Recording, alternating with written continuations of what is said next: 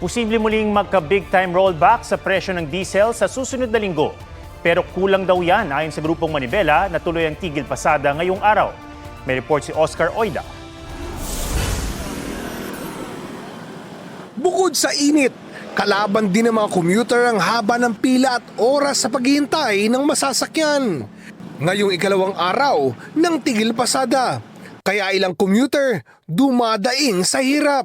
Katulad po nito, may pasok pa po kasi siya sa Bible School nila. Ngayon po, hindi po siya makapunta doon ngayon. Late na po siya.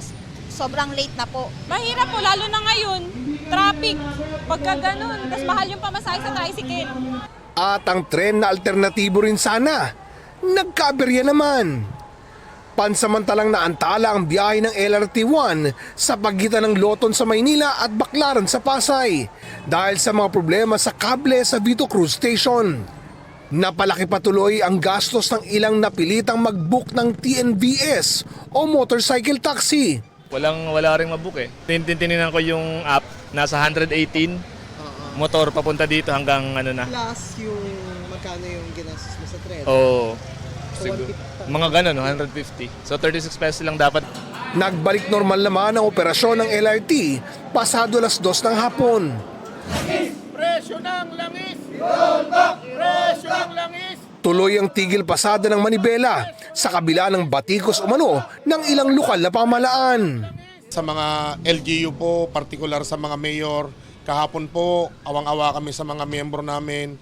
Pinagmumura nyo po kasi tumigil sila sa biyahe.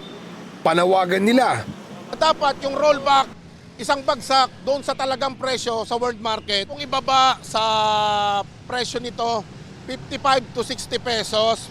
Bakit?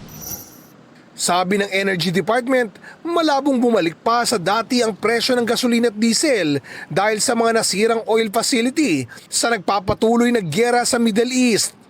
Pero batay sa presyo ng bentahan ng langis, mula Lunes hanggang Miyerkules, posible muli ang big time rollback sa diesel sa susunod na linggo. Ayon sa oil industry source, 18 to 20 pesos kada litro ang posibleng matapyas sa diesel, 2 to 3 pesos naman sa gasolina.